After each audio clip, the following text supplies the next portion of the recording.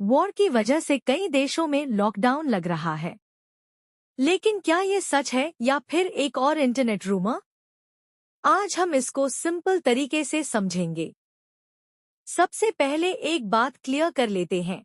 अभी किसी भी देश में फुल लॉकडाउन नहीं लगा है, जैसे कोविड के टाइम पर लगा था। लेकिन इसका मतलब ये नहीं है कि सब नॉर्मल है। कुछ जगह सिचुएशन इतनी टेंस हो चुकी है कि लोगों को लग रहा है लॉकडाउन आ गया है। कुछ देश जैसे Iran, Israel, Gaza, Ukraine, China, France, Germany, Pakistan, Bangladesh और श्रीलंका जैसे देशों में काफी हद तक लॉकडाउन की सिचुएशन बन चुकी है और शायद जल्द ही इंडिया भी इस लिस्ट में आ जाए। इसके पीछे की वजह वॉर नहीं है, प्रॉब्लम है सिस्टम का प्रेशर में आना। जब एक साथ मल्टीपल कॉन्फ्लिक्ट्स चलते हैं, जैसे इजराइल, ईरान, रशिया, यूक्रेन, तो इफेक्ट सिर्फ बैटलफील्ड तक लिमिटेड नहीं रहता, पूरा ग्लोबल सिस्टम डिस्टर्ब होने लगता है। अब बात करते हैं सबसे इम्पॉर्टेंट और डेंजरस चीज, चेन रिएक्शन की।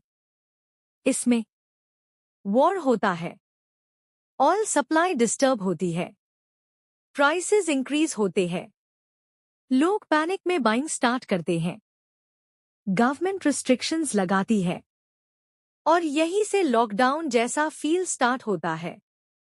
लेकिन गवर्नमेंट फुल लॉकडाउन क्यों नहीं लगाती? तो गवर्नमेंट्स लॉकडाउन तब लगाती हैं जब कंट्रोल लूज होने लगता है, जैसे fuel shortage, food shortage, public panic. अगर लोग कंट्रोल से बाहर हो जाए तो सरकार मूवमेंट रिस्ट्रिक्ट करती है। मतलब लॉकडाउन वॉर की वजह से नहीं, पब्लिक रिएक्शन की वजह से आता है। दूसरा एंगल देखें तो आज का वॉर पहले जैसा नहीं है। अब डायरेक्ट अटैक से ज्यादा इकोनॉमिक और साइकोलॉजिकल वॉर चल रहा है। Internet shutdown, cyber attacks, supply chain block, जैसे ईरान में इंटरनेट बंद हुआ। ये सिग्नल होता है कंट्रोल मेंटेन करने का। अब सबसे बड़ा सवाल, क्या फ्यूचर में लॉकडाउन लग सकता है? आंसर सिंपल है, हाँ, लेकिन रीजन वॉर नहीं होगा।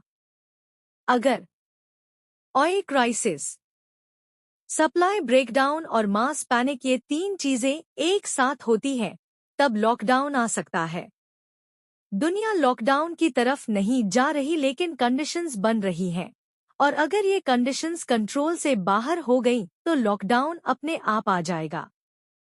अब आप बताइए, क्या फ्यूचर में लॉकडाउन पॉसिबल है? और ऐसी ही इंफॉर्मेटिव वीडियोस के लिए सब्सक्राइब कीजिए।